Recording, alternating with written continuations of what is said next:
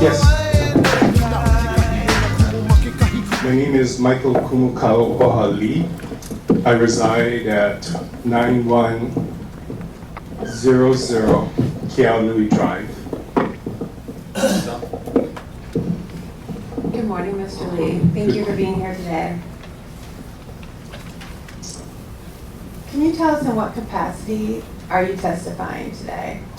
I am testifying as a Native Hawaiian cultural practitioner. And can you briefly describe what it means to be a Native Hawaiian cultural practitioner? Yes. It is basically practicing the culture that I was taught by my grandfather, Tino Valentine Ferrero, with the limu and the limu medicine that I was taught. And it is through the lens of the Hawaiian culture, which is not based on money as its primary motive, but on the cycles of nature and how to increase the opportunity of abundance, and how in our spiritual side, with the limu named Lipoa or Limua, is Keakua in the limu. Everything is a prayer. So the substance is activated by prayer. And have you been recognized as a Native Hawaiian cultural practitioner in the state? Yes, the Honolulu City Council Certificate of Recognition for the Ewa Limu Project is being one of the three main founders in January 28, 2004. The First Circuit Court Judge Hifu in the 2007 Michael Lee versus Haseko Ewa Inc. Papipi Road Drainage. I was recognized as a cultural practitioner of the limu medicine. Third, Limu Delays Project to Ease Ewa Flooding, Start Bulletin, Volume 13, Issue 20, Monday, January 28, 2008. The Star Advertiser, Sunday, December 11th, 2011. Ewa Marina Flow persists despite Haseko's change of plans. The Office of Hawaiian Affairs, the Oahu Island Burial Council, the Native Hawaiian Historical Council. Now, I'd like to direct your attention to Sierra Club Exhibit 53B, which is entitled Affidavit of Michael Lee, Yes. which has been filed with the Land Use Commission. Yes. Did you prepare this affidavit? That is correct. And does your affidavit accurately describe your lineage as a Native Hawaiian descendant? That is correct. Does the affidavit accurately describe some of the culturally significant sites in the petition area? That is correct. And does that affidavit accurately describe some of the customary and traditional practices of Native Hawaiians practiced in the petition area? That is correct. Does the affidavit accurately describe the proposed development's impacts on these cultural sites and the customary and traditional practices of Native Hawaiians? No, it doesn't. Well, does it, let me rephrase that question. Does it accurately describe the impact of the proposed development, the potential harms that It could result? doesn't say that there'll be any harm because it doesn't acknowledge there are any cultural resources on the proposed project area. So just to clarify, we're talking about your affidavit Yeah, that you submitted in this case. right. I think you're referring to the cultural surveys. Yes, the prepared cultural by surveys Horton. prepared by D.R. So I'm going to ask you to look at that, your affidavit that we submitted to the Land Use Commission, Sierra Club Exhibit 53B. And I'm going to give you a second to get that in front of you. Do you have that document in front of you? Right here. Mhm. Okay. So in that document, did you describe your opinion as to the development's impact Yes, I on did. cultural resources? Yes, I see that here. 40, yeah. And so is your description regarding the impact on cultural resources accurate as described in that affidavit? It is. Now, I'd like to direct your attention to Sierra Club Exhibit 54B, which is the two-page written testimony, summary of your testimonies. Yes. Which we filed with the Land Use Commission. Did you prepare this testimony? I did. Now, at the time that you prepared the affidavit and written testimony, Sierra Club Exhibits 53 and 54B, Yes. had you had an opportunity to review the full cultural survey prepared by Cultural Surveys Hawaii? No, I didn't. And since that time, have you now reviewed the full cultural survey? Yes, I have. Ms. Dunn, I don't mean to interrupt you, but I don't recall that Mr. Lee was stipped as an expert. He's not been. Okay. And it sounds to me like you're getting into testimonial issues. Are you going to offer him as an expert? I'm offering as a Hawaiian cultural practitioner. So whether the Land Use Commission wants to treat him as an expert or as a Native Hawaiian cultural practitioner, I think it's more of a matter of terminology. I want to clarify that the affidavit and written testimony are admitted as exhibits in the record. I know they've been filed with the Land Use Commission, so we could do that in this proceeding, or we could do that at a separate, as part of my questioning here. Or Yeah, I think it's really a matter of semantics. Like you're offering him as an expert on the subject matter, so I would suggest you tender him as an expert. Sure, if that's the preference.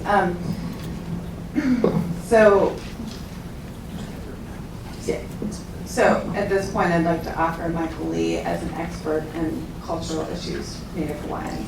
Excuse me. I'm a Hawaiian cultural practitioner. Article 12, Section 7 protects me, not a Hawaiian cultural expert. There's a big difference in the law. I just want to note that.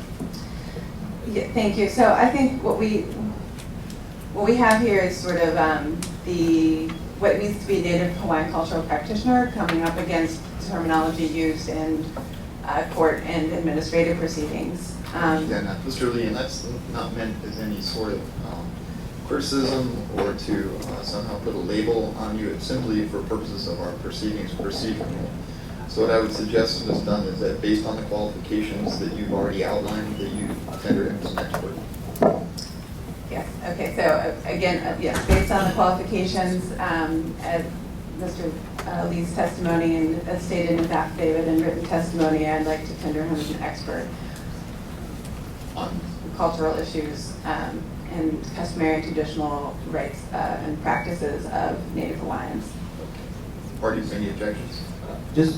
I have no doubt that Mr. Lee is a Native Hawaiian practitioner, and we have no problem with that. But pursuant to the exhibits that we were given, in particular the city and county resolution that acknowledged him as such, it was limited to two things. One is in Limu and the area of Oniula, which is the seaward area of the Emo Coast. With that limitation, we would allow him to be an expert as a Native Hawaiian practitioner. Your objection then is simply the scope of testimony? Yes, the scope, and also in terms of his limiting his expertise to that area and Limu, which is what his expertise is in. Any other objections? No. Okay. He will be admitted, and we'll take his testimony as it comes. So let me just pick up where I left off then regarding your affidavit and your written testimony. I believe you had just stated that you had, since preparing those documents, you had since reviewed the cultural survey prepared by D.R. Horton Consultants. That is correct. Look at it. Okay. Now, does your review of that full cultural survey change any of the conclusions you made in your affidavit and written testimony regarding the proposed development's impact on cultural sites and customary and traditional practices of Native Hawaiians? No, it does not. I'd like to highlight just some of the points made in your affidavit and written testimony about the cultural sites and the customary and traditional rights of Native Hawaiians. Can you briefly describe how you're familiar with the Honouliuli land which D.R. Horton seeks to develop? This is my family land, and my family Evie is buried in the underground karst system, which is the system that runs underneath, registered with the State Historic Preservation Council. 7 sites of these 7 underground karst cave systems. And also in the executive session of the Oahu Island Burial Council, April 14, 2010, a protective order was put out to protect these iwi, which I'm also the kahu or keeper in my Native Hawaiian cultural practice. Are there culturally significant sites within the petition area? Yes, these burial sites run from the ocean through the underground all the way up to Haleʻaʻaoheʻao, where one of my 7 great-grandmothers is buried there. And how do you know that your family's iwi are buried in the? In D.R. Horton's Appendix F, Cultural Impact Assessment, page 35, talks about the caves that are in back of Pu'uloa. They mention my 5th great uncle, Keali'i Honui, the son of King Ka'umuali'i, who's my 6th great grandfather. His granddaughter, Princess Harriet Kawahine-Kipi, my cousin and aunt, married my 4th great uncle, John Meek Jr., in 1837, March 28th, and that is found in the Sandwich Island Gazette, Commerce, April 15th, 1837. Can you tell us what the customary and traditional rights that you and other Native Hawaiians practice in or near the petition area? Yes. The connectivity between the mountain, the area of D.R. Horton, and the sea is the underground karst system that brings nutrient-rich fresh water that makes Haleolimo at Oni'ula, the ancient name of the House of Limu, grow. We use these limus for our traditional medicines, for our health purposes, as well as food. The invertebrates there that grow at the sea, the hauki-uki, the opihi, and also the pu'umo'o or the kaitan we use in our mawawai ceremony. And how long has limu gathering taken place in this area? Well, documented over 500 years in the chant of Ku'ali'i, offered in Exhibit 53D of Sierra Club, lines 499 and 500. My 8th great-grandfather, King Ko'umuli'i of Oahu, gathered lipoa and limu kohu, known as Namnue, in lines 499 and 500 in a place called Kanihi, which is the area of Barber's Point to the Eva Marina, which I still gather those same limus today. And how often do you and other Pua'a tenants who are Native Hawaiians gather limu? I do it during minus tide, during the new moon. So that's about twice a month. As a Native Hawaiian cultural practitioner, are you familiar with the concept known as konahiki? Yes, I am. And can you describe that concept? Konahiki is the system which is non-Western. It's a system that takes the mountain, the land, the sea as one complex. It's a complex of how we look at the cycles of nature and what increases the opportunity of abundance without collapsing the natural cycles of regeneration and birth. So it's a system of conservation where when Captain Cook came to Hawaii in March 19th of 1778, there were 1.2 million Hawaiians and tens of thousands of monk seals coexisting, taking from the ocean the same primary food source without collapsing the populations of fish for 1.2 million people without Matson bringing in food. They were completely sustainable because we used fish ponds called lo'i. We also terraced the mountains to protect against erosion, and we utilized the streams for the opai that were there as well. So it was an on and off cycle to protect and rest our cultural resources of the ocean for food protein. And what impacts would the proposed development have on the practice of using konahiki as a model for planning, we'll say? The main impact would be Ayamahia Kawaya Akane, where are the waters of Kane?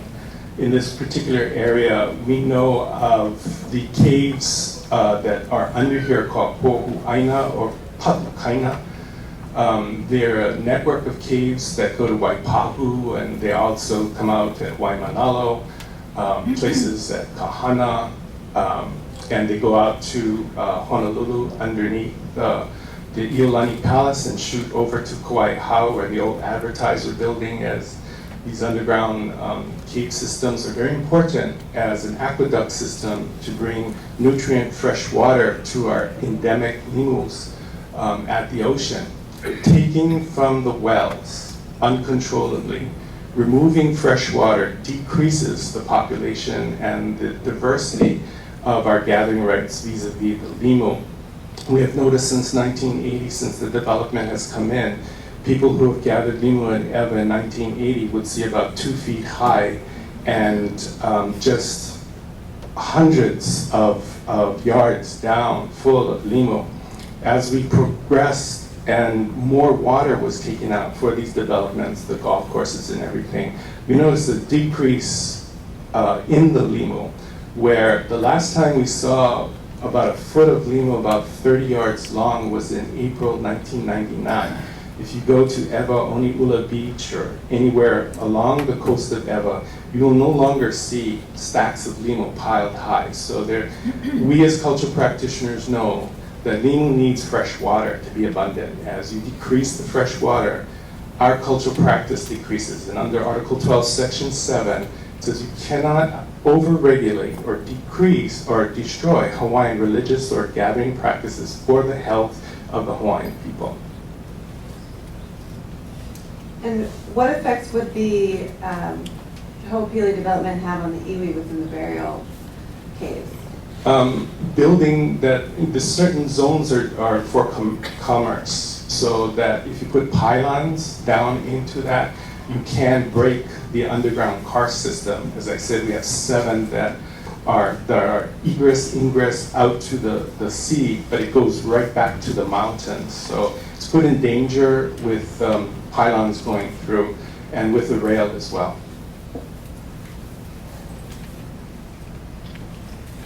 I have a few brief questions about D.R. Horton's cultural survey. You testified earlier that you've since reviewed the cultural survey prepared That is by D.R. correct. Horton's expert. And even though you're the only recognized cultural descendant in the Honolulu area, did anyone from the cultural survey's Hawaii team consult with you in preparing that? No, they did not. And what did D.R. Horton's cultural survey conclude with regard to the development's impact on cultural sites? That there are basically no cultural sites and there's no harm, therefore no mitigation needs to take place. And do you agree with the conclusions in the cultural survey? No, I do not. In your opinion, is more information needed to determine the extent of the proposed development's impact on Native Hawaiian rights? Yes, I do. And what kind of information would be helpful in making this determination? Several. I put in for NHHPC, the Native Hawaiian Historic Preservation Council, the advisory board to the OHA Board of Trustees, to do underground mapping of these karst systems to protect them as a Hawaiian cultural resource. Also, I've gone to the rail, to Mac McDermott, who is the contracted archaeologist, and asked if they would also similarly do a radar penetrating to define these boundary zones as stay away from this as a mitigation, so that if you're going to do a building project or whatever, you keep out of these zones. Because to understand what is a cultural resource, let me let you know it's our fishery, that these waters that bring the food chain for the limu to grow, that brings in shrimp and invertebrates, that bring in smaller fish, that bring in larger fish, that is our coastal fishery. That is a public trust resource as well as a Native Hawaiian gathering rights resource. That's how important the karst is. The limu is medicine. We also have coral medicines there. Those are public trust resources as well as Hawaiian cultural resources, as well as the A and B type soil. is a cultural resource and a Native Hawaiian resource, because all the LCA maps in this area all said lo'i, lo'i, lo'i. Kalo'i Gulch is one of the 3 arms of the drainage systems, and in it is the lo'i with the underground bunawai, the springs, the karst. So it's your testimony that further studies are required to protect your constitutional rights? Are required. And can you give us an idea of what could be done to mitigate impacts on limu gathering rights?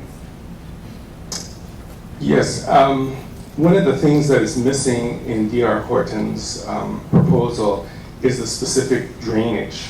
I have standing in the Kalo'i Gulch drainage system, and Kalo'i is one of the 3 arms of the drainage. There needs to be a long-term study on what are the runoff from the asphalt and the concrete once all of this area has been concretized and channels water that has pollutants like oil. If you were to take a glass of water and pour oil in it, would you want to drink it? Take that directly to the ocean by the drainage, it's going to have an impact on my cultural practice, i.e. the limu. So what is the long-term cumulative effects of heavy metal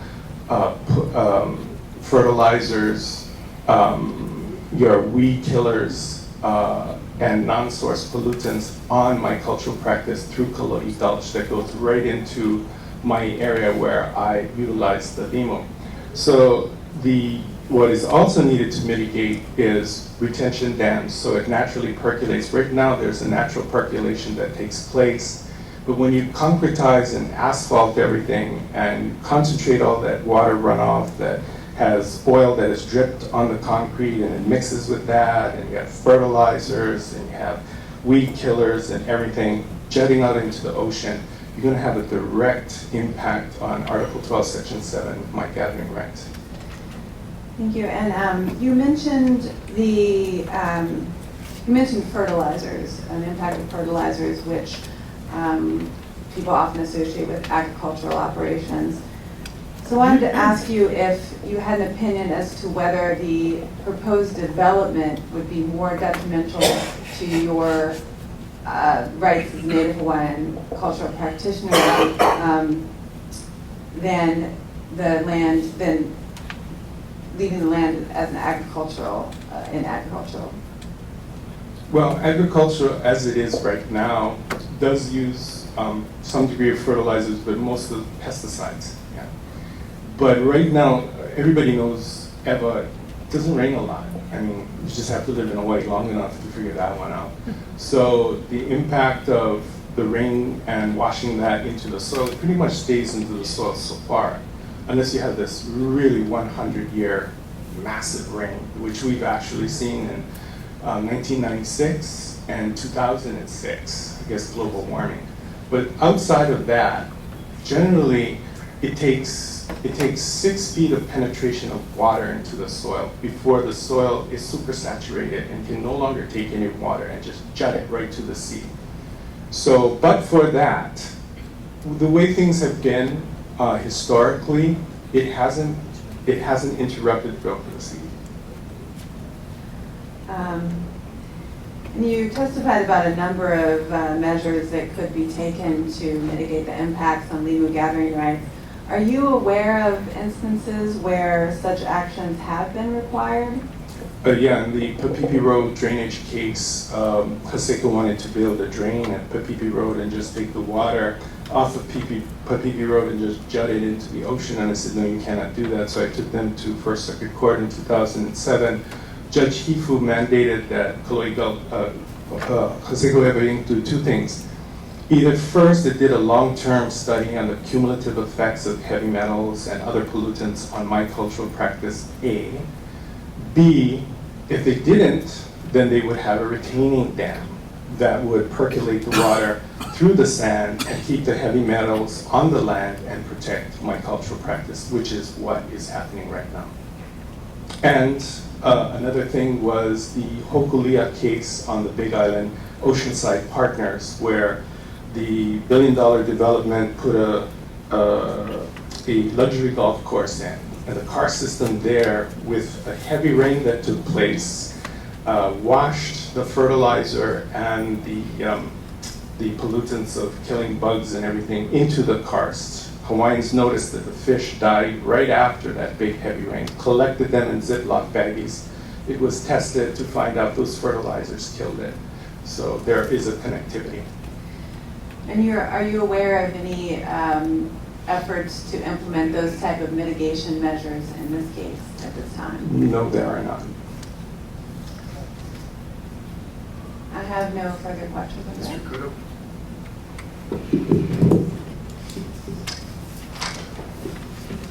Morning, Mr. Lee. Good morning, Mr. Kudo. I wanted to, just a minute, here. Based on your affidavit that you submitted in these proceedings, Yes. and I draw your attention to paragraph 35. Correct me if I'm wrong, but it seems that your belief is that the karst system Yes. that underlies Hoopili is based on the chant of Kane's sacred water. Is that correct? Yes. And this chant indicates that the headwaters flow in the system from Waiahole Valley on the windward side Yeah. in Kama'opapa. Yes. I guess under the Ko'olau mountain range, Yes. through Kunia, then to Honouliuli and Eva. Is Yes. that correct? Mm-hmm. Now you also cite in paragraph 36 of your affidavit that the outlets of this underground karst system, that is where the fresh water meets the sea, is that Right. correct? That is correct. You call it the aqueduct, Right. is referenced in multiple written sources which you list in your attachment 3 of That is your correct. affidavit. Could you turn to your attachment 3 of your affidavit? Do you have that?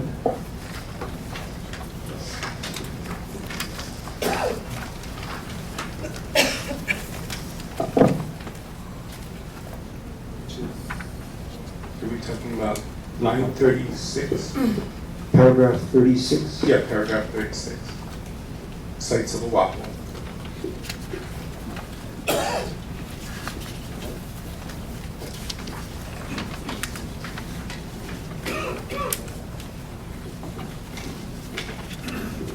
Okay, yeah. Do you have attachment 3 before you? Yes. Can you tell me exactly where there's a reference to these outlets that you refer to in your paragraph 36? Yeah, it says where the line, paragraph 1, 2, 3, 4, 5, 6. Now, it says that it comes out at the cave situated at the beach of Honouliuli. Which paragraph is that now? Right here, it's the 6th And paragraph. that's in the legend of Nama Kaupa. Yeah, And it says, which paragraph is that now? it's it's the 3rd paragraph to the bottom. Where they threw the head towards Waipo'uli Cave, So Nama- situated at the beach at Honouliuli. So he picked up the head and threw it towards Waipoli, a cave situated at the beach. So the cave is what you're referring to as an outlet. That is correct. Now I want to put on the screen here your attachment 10 to your affidavit.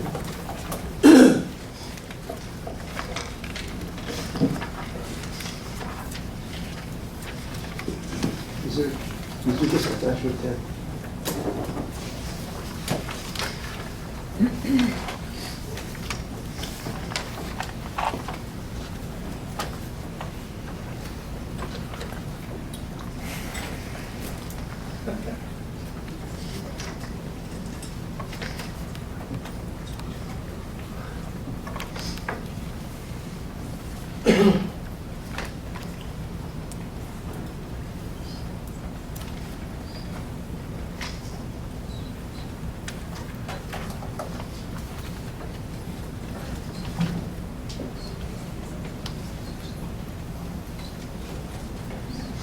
Just a minute while we try to bring it up.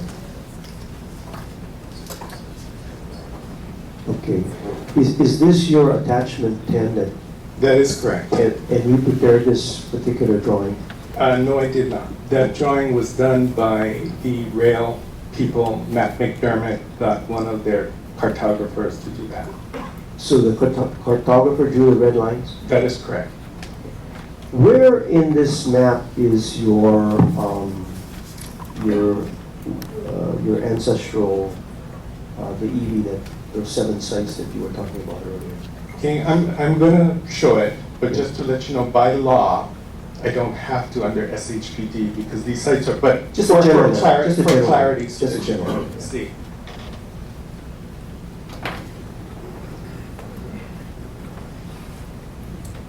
There are 1, 2, 3. Then by Kulia Lions Club, there are 3 more sites here. Those sites at Kulia Lions Club, sorry. The sites here at Kulia Lions Club snake up through the proposed project. The sites that we just mentioned from that myth snake up this way. These are the 2 snaking areas that go up to the mountain. So they miss your project area. These are these 2 sections. We have several other sections here that snake up through this project area, same like this in that arc shape. But they're at the Kulia Lions Club section, which is down here, that comes up in this way, going this way. And where is your limu gathering activities in Omiula? It's this whole coastline right here, all the way down to past Barber's Point, all the way here, where the Kulia Lions Club was and where Ted Farms is now. Okay, thank you. Yeah.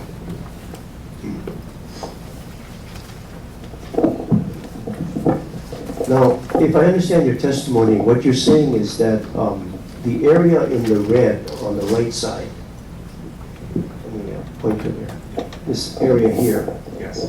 is part of a karst system that goes all the way to the windward side of the island? It goes up to the mountains and it continues at a cave system called Pohu Aina, which is a massive cave system throughout the island. So there are multiple, if I may try to educate. See, these mountains are the source here for these 2 caves, which has nothing to do with what we're talking about. This section here goes in with Waipahu to the Pohuaina cave system. We also have water coming from Honouliuli. They did a tunnel back in 1916 where they drilled through. The Waiholi The tunnel? Waiholi tunnel. But beneath the tunnel, there is a natural cave system, the Ayamahea Kawaii. So you have multiple sources. One, the Pohuaina or Pahuaina cave system that also goes down across to Iolani Palace. And there's also for the Waipahu Springs. So that's Pohuaina. This cave system is not part of any of that. So you have multiple cave systems.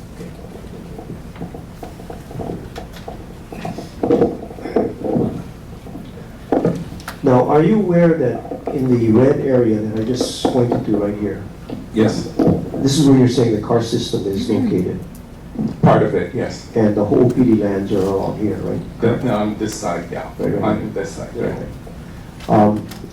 Are you aware that within those red borders, there are 2 gulches that transect the red areas? Yes. Okay. I'd like to show right now petitioner's exhibit, which is our topographic map. This is a topo map that has contours on it. Now, based on this, what I'd like to do is place that red line over the topo map for demonstration purposes only, just to show how it fits onto the contours of that map. So now you see the red karst line over the whole PD site and the topographic lines. And this is one of the gulches here, and this is the second gulch that transects the entire red area. Okay. Now, based on your testimony, and correct me if I'm wrong, Mr. Lee, Mhm. you're saying that your concern is that the buildings, the footings of the buildings, the residences, etc., would impact the karst system that underlies the Ho'opili lands, Right. and it would somehow cause some type of damage to the karst system that you're Right. saying exists there. Right. Okay. Do you know how deep the karst systems are? Do you have any idea? No, I don't. So, it could be 60 feet, it could be 70 feet. So what we need to do is, that's why for the mapping. There's no way that I could possibly know how deep it was. Yeah. This is in our construction plans, but the maximum footing for our buildings is about 10 feet, and utility lines are 10 feet. Right, So- right. Okay, now,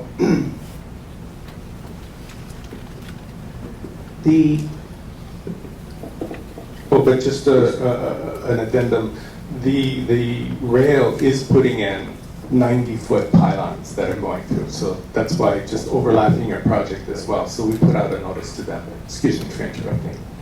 the two gulches, however, according to that topographic map, the first gulch on the top that transects the karst system is at a depth of 55 Right, to 65 feet. right, And the bottom gulch is approximately 70 feet deep Right. from the surface of the land. right. So can you go back to the other one so I can show you something? Before you do that, Mr. Kudo, you're just using this as a demonstrative? Right. Just compile. Right, right. So if you could go back to the other one, because we know it's within that, okay, we know it's right here. Okay. What I showed for the rail, because I did, it's not in here, but the rail have it on file. The karst system goes this way, towards this area. It does not impact this way. It's on rail and it's on file with the archaeologist, but the karst system follows this green line here that goes over the property. This is all part of your property extending out that way. It goes over this, this is where the rail is going. Okay. It goes this, so it skirts these two areas that you're talking about. It's going through this area here and going right up here. Okay, Mr. Lee, Yeah. we're basing it on what your affidavit has. Yeah, I understand, but I'm trying to clarify. What you're saying right now is brand new to me, so. Right. But based on your affidavit and your testimony, this map was submitted as part of it, so This, again, this was put in by the topographical people, not by me. So I'm not using this to designate where the karst is. The karst comes up this way. I don't know why it wasn't put in on this, but we have it independently in another agency. Well, I'm basing it on what your testimony is, so excuse me if I don't get it correct from what you're saying right now.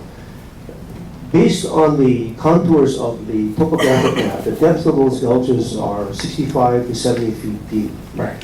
Now, were you present during these hearings to hear the testimony of Ho'opili civil engineer David Bills? No, it wasn't. Have you reviewed his civil engineering report No, I haven't. that is attached as an exhibit to the environmental impact statement? No, I haven't. Okay, were you here during the testimony of the petitioner's archaeologist, David Shagner? Somewhat, because I had to leave early. Okay, have you reviewed his archaeological report that was part of the final environmental impact statement? Yes, somewhat. Now, are you aware that their oral testimony before this commission and their field investigation reports, which are part of the EIS, Right.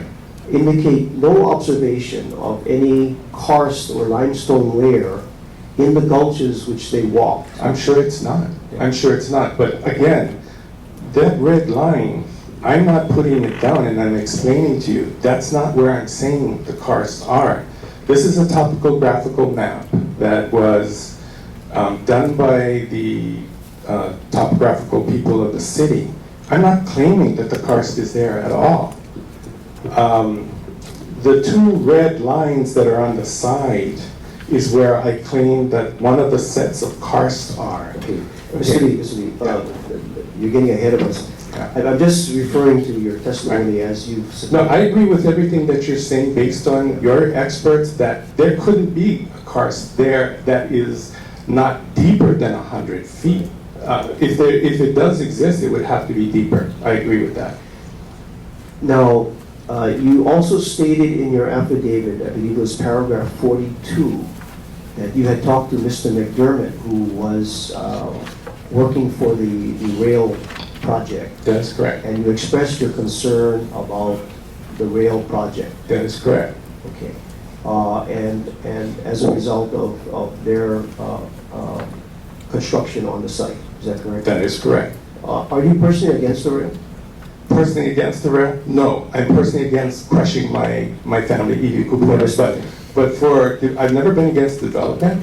I've never been against the rail. What I'm just saying is there are boundary markers that need to be identified, build left, build right, but don't crush them. Yeah. Okay. Thank you. No further Yeah. questions. Johnny?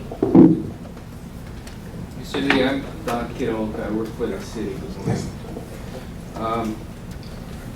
You just said you're not against development. So No. I understand that you are concerned with the protection of cultural resources and the preservation of cultural practices. Correct. Correct?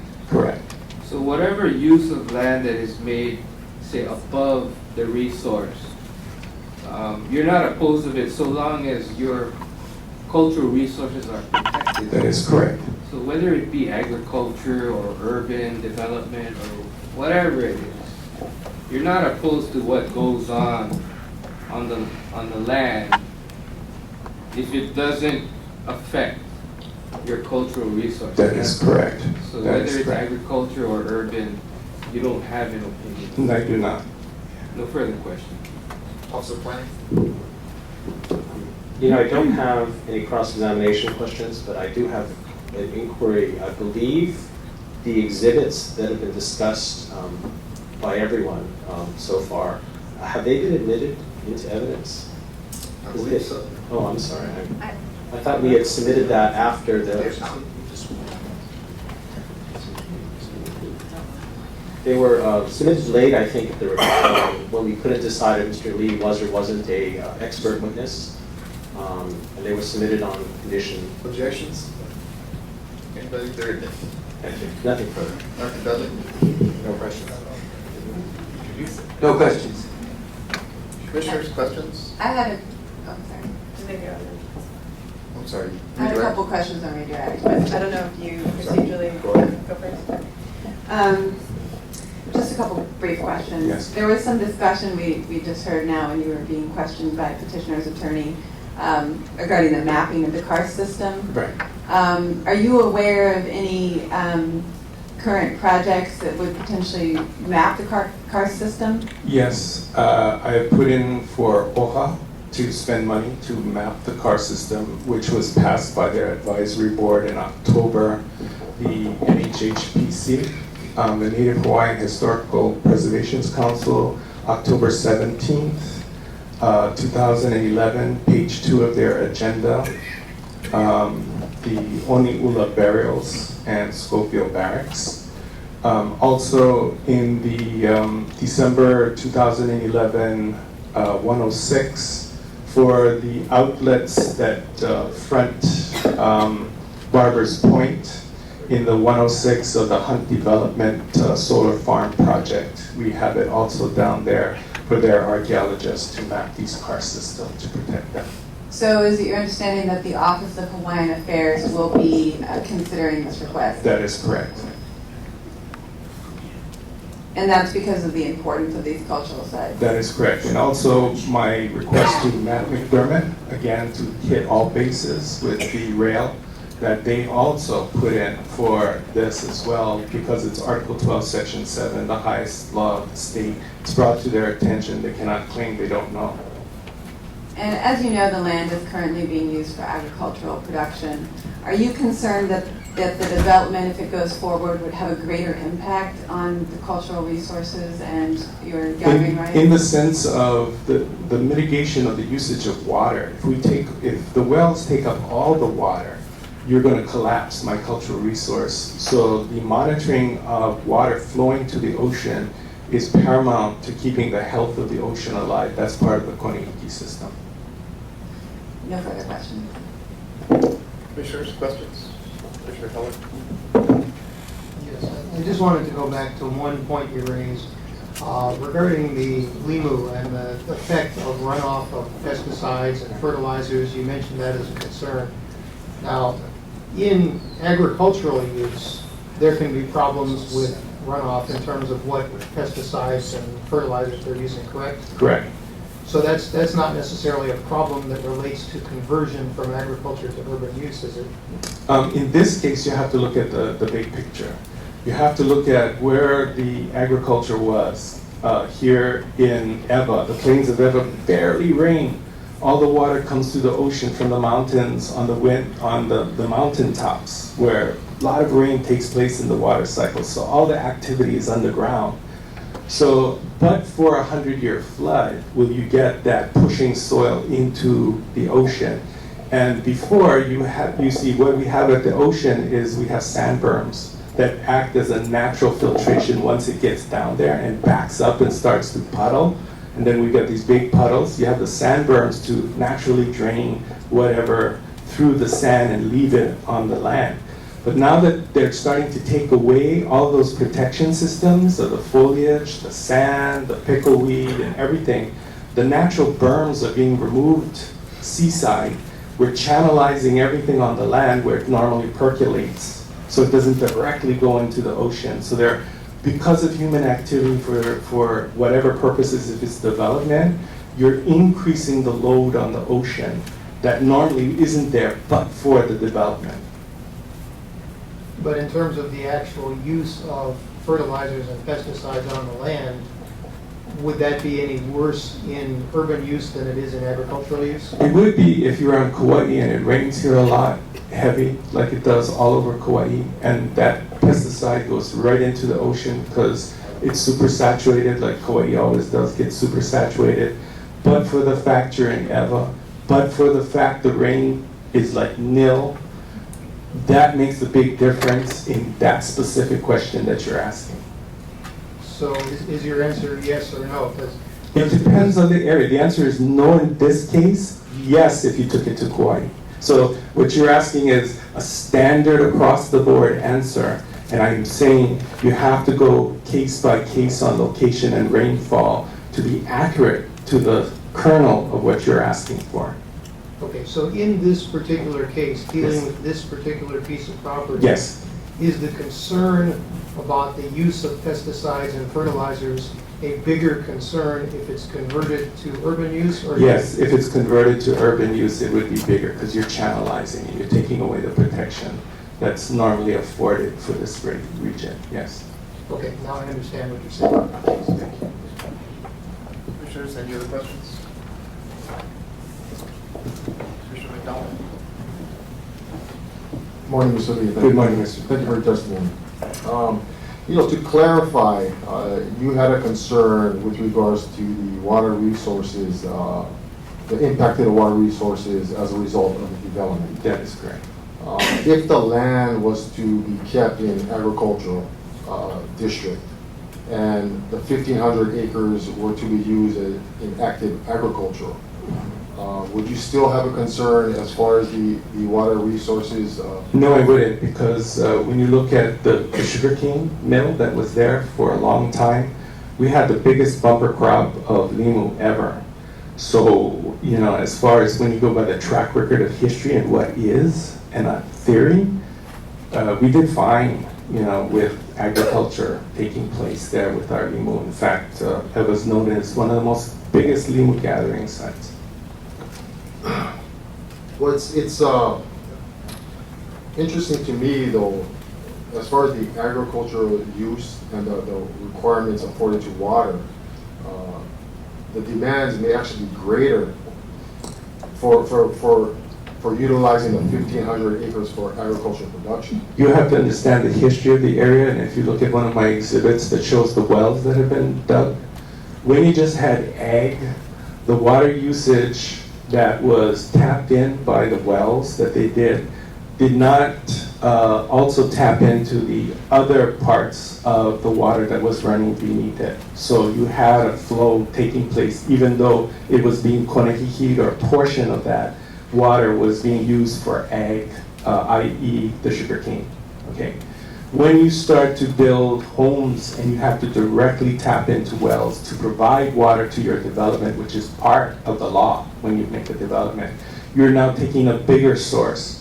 When you're taking golf courses that do 1 million gallons of water a day, then you take homes and developments and you start adding that up. That's a major take that's taking place from a finite resource. And replenishment, as we know, we've been in droughts and stuff, is not direct. It takes a long time to replenish those resources. Out at Ihilani, they broke one of the sources that drained fresh water for 3 years out there. Poor management and understanding the why that fresh water needs to be managed properly and get to the ocean has been part of the problem with rubber stamping development without seeing the consequence of Article 12, Section 7. But for a cultural practitioner that can show you the connectivity of it, knowing the why.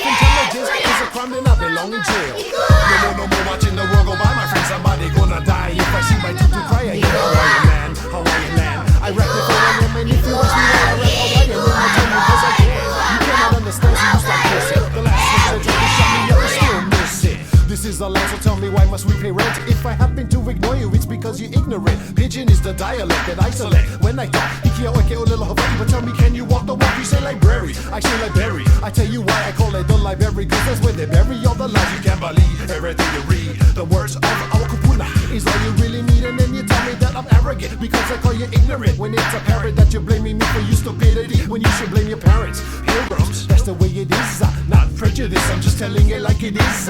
My words upset your belly just like indigestion. To snap or not to snap, that is my question.